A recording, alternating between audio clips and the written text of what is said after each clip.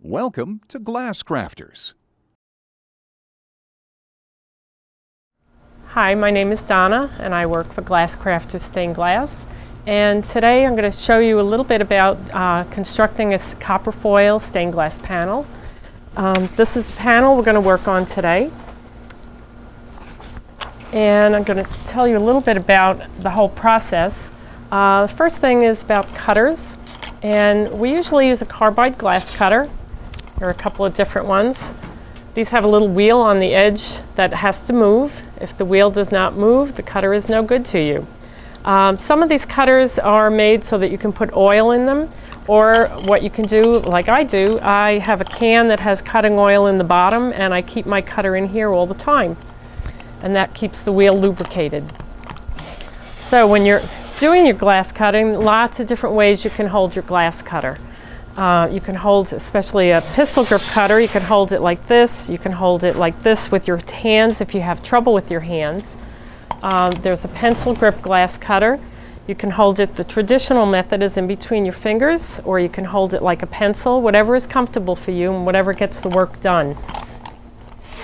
Okay, I happen to use an older cutter. This cutter handle is probably at least 30 years old, but I happen to like the feel of this one.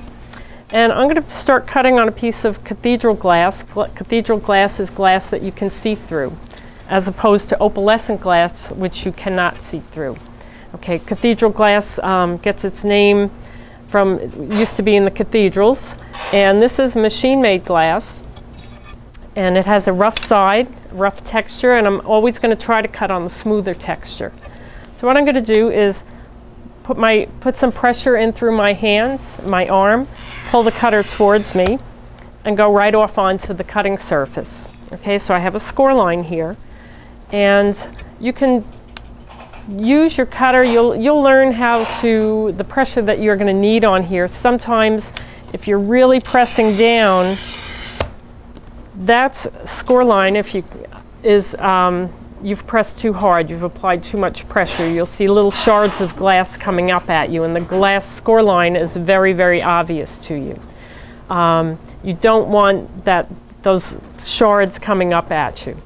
Okay, so when you go to break your glass, what you're going to be doing is applying pressure on either side of the glass. You want to hold your hands in fists. You don't want to grab the glass with your fingers here. Always want to grab it in fists and pretend that you're breaking a thick piece of dark chocolate, so it's up and away from you. Okay, so I'm going to start cutting out my pattern. This has some curves in it. A couple of straight lines also, so I'll show you how to do that. I'm using a marking pen, and I've made my pattern on, it's almost like manila folder paper.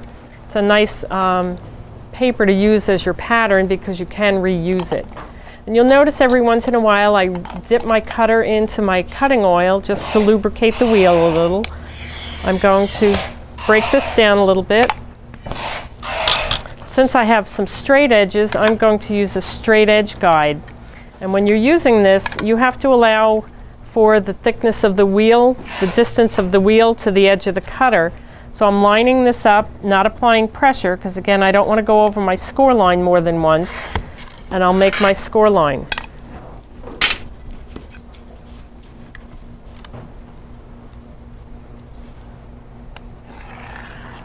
Lining that up, pulling the cutter towards me, and breaking that piece off. Now I have a tendency, and everybody cuts a little bit differently, I have a tendency when I'm doing straight lines to pull the cutter towards me. When I'm following a pattern, I push my cutter away from me, and I'm going a little bit slower.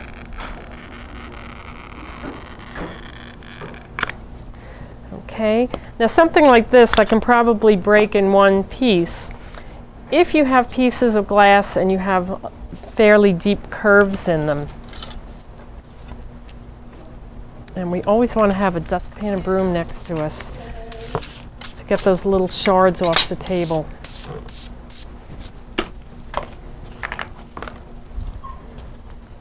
If I'm doing a curve line, or say something like that, I'm going to push that cutter away from me.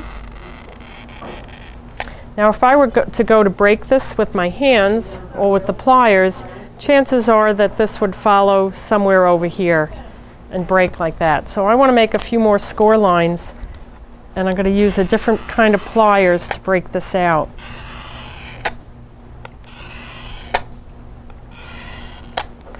These are called curved jaw grosing pliers. They have a flat jaw on the top, curved jaw on the bottom, and there are some little notches inside. Now these are pretty old, but they're nicely worn in. What I'm going to do is grab the glass, again fingers out of the way. I'm going to put this up against my score line, and I'm going to snap that piece off.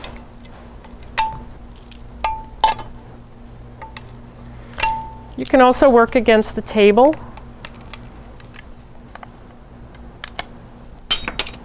or you can even sometimes brace the glass up against your hip.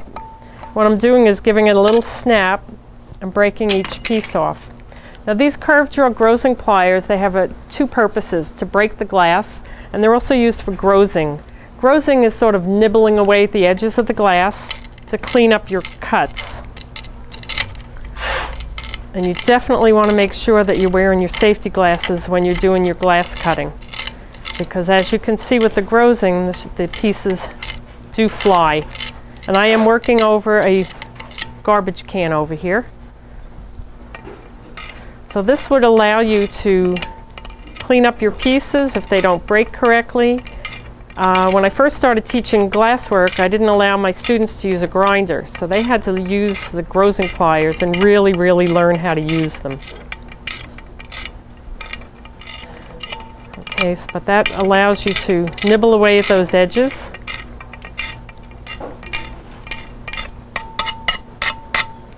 Okay, so that's using the grosing pliers, and again we have the running pliers or the snappers that we can use. One other thing I want to show you is the strip cutter.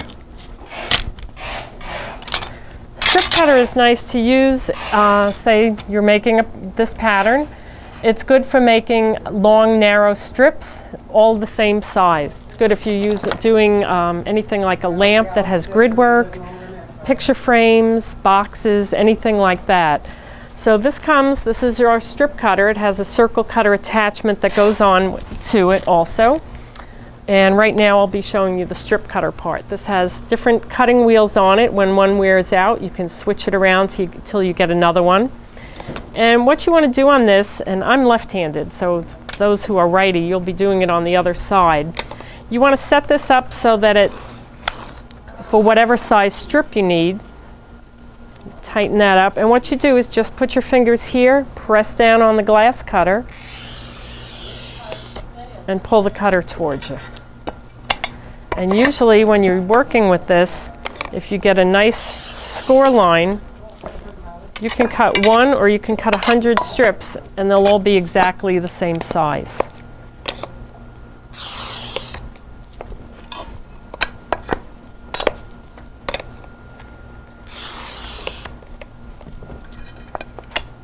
Okay, all the same size. So if you're doing, again, grid work lamp, strips for here,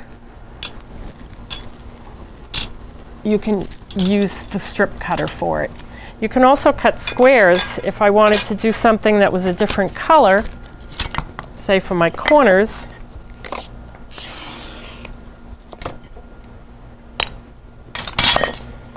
I could set this up and cut my corners out. Could also set up a lot of these. And usually when I do this, I have a right angle next to me so that they don't tilt, but I'll go a little slow. They have a tendency to tilt when you do them. But I'll go a little bit slower. And you could cut a bunch of these at one time.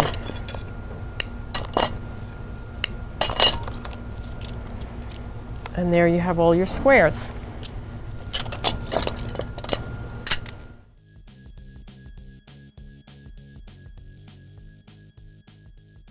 Glass crafters.